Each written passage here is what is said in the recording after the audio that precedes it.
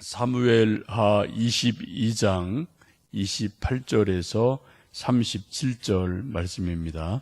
합독하십니다.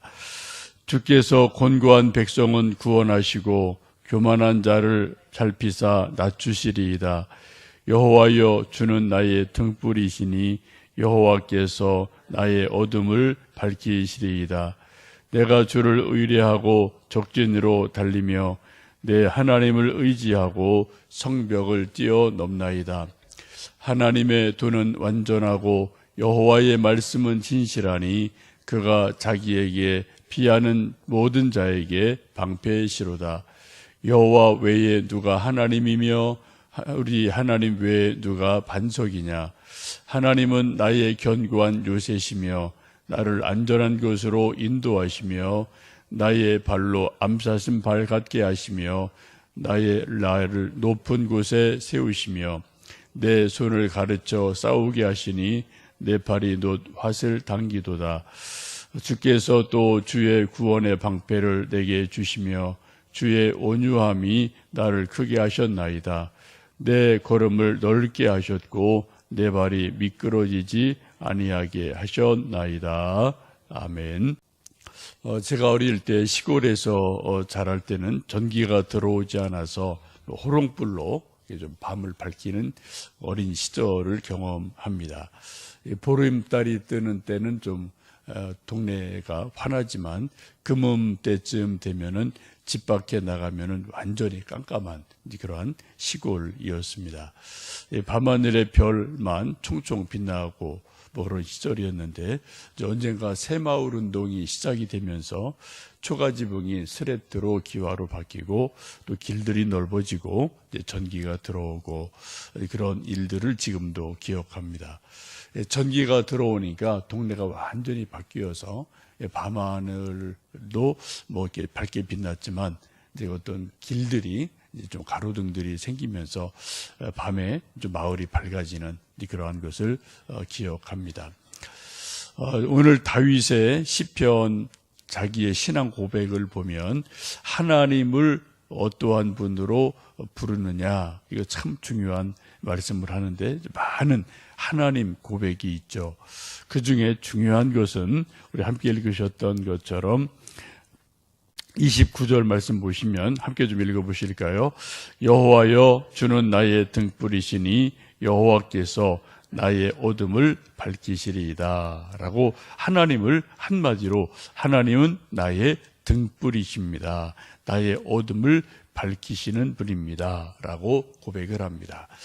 하나님이 천지를 창조하신 어마어마하게 크신 분인데 이 조그만 인간의 머리로 인간의 말로 하나님은 이러하다라고 한마디로 정의하는 것은 사실 불가능합니다.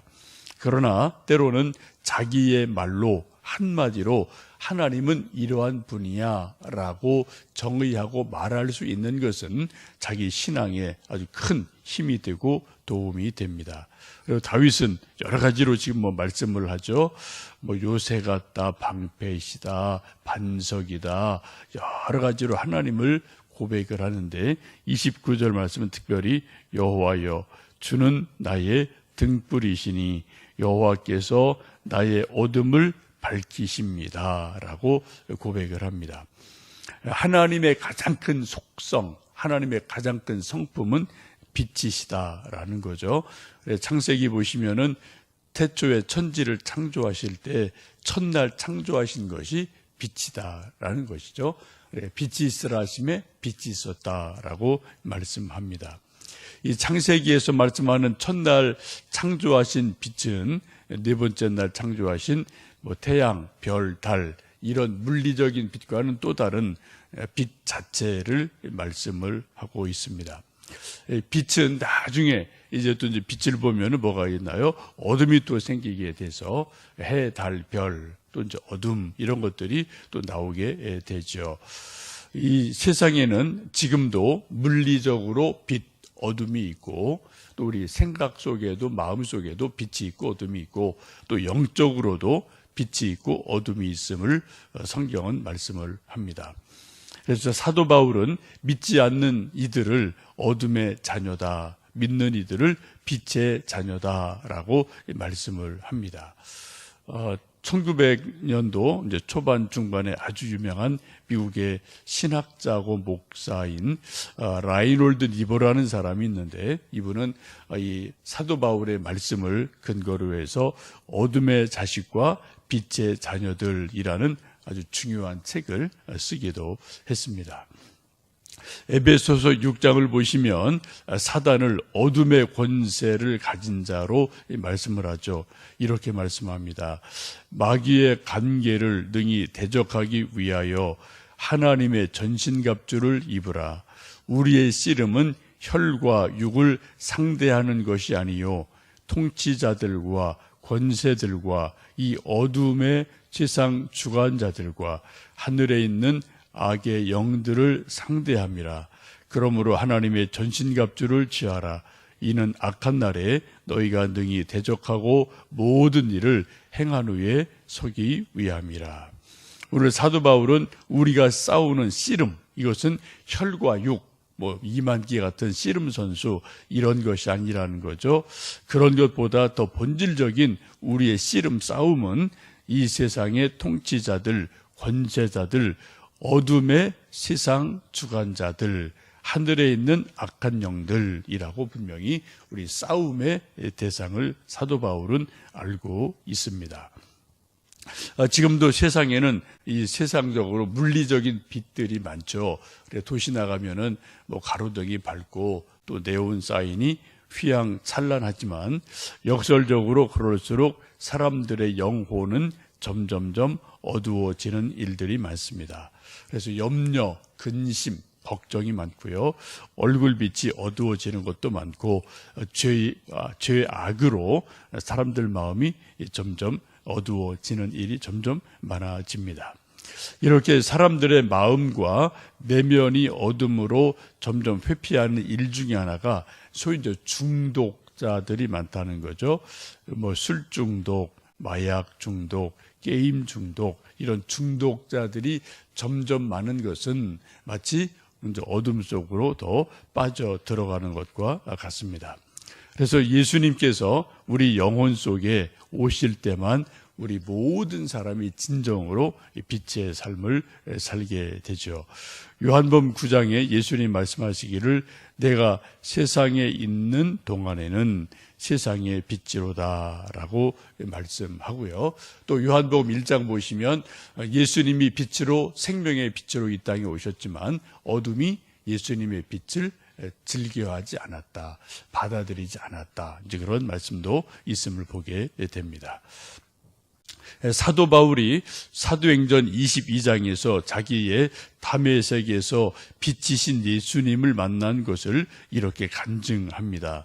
나는 그 빛의 광채로 말미암아 볼 수 없게 되었으므로 나와 함께 있는 사람들의 손에 끌려 다메섹에 들어간노라 라고 고백을 하죠. 다메섹에서 사울이 빛으로 오시는 예수님을 만나요. 예수님이 빛으로 사울에게 다가가십니다.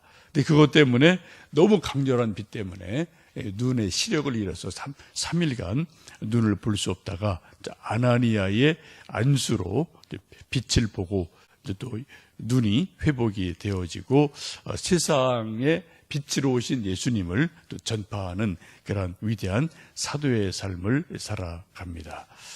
요즘도 우리 세상이 점점점 어두워지는 것 같습니다. 그래서 정말 앞길이 잘 안 보이고요. 또 영적으로도 어둡고 혼란스러운 이러한 시대를 살아가죠. 그래서 우리가 점점 어두워지는 이 세상 속에서 깨어 있어야 되고 빛으로 오신 예수님을 우리 마음속에 더 귀하게 모시고 또 우리가 빛으로 오신 예수님을 사랑해야 될 줄로 믿습니다.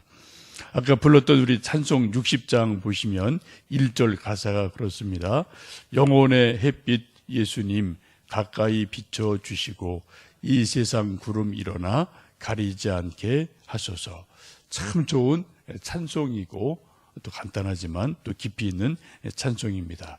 오늘 여러분 이 찬송가 60장 영혼의 햇빛 예수님 가까이 비춰주시고 이 세상 구름 일어나 가리지 않게 하소서. 이 찬송을 좀 많이 부르시고, 혹 우리 마음속에 어둠이 있다고 느낄 때 그때 이 찬송을 부르고 영혼의 빛 예수님을 늘 우리 마음 중심에 모심으로 세상이 어두울지라도 우리는 빛 가운데 살아가는 빛의 자녀, 또 밝음의 자녀, 또 기쁨의 일들이 우리 안에 많아지는 하루하루 되고, 우리 가정에도 우리 교회에도 그런 일 많아지기를 주님의 이름으로 축복합니다. 우리 함께 기도하겠습니다.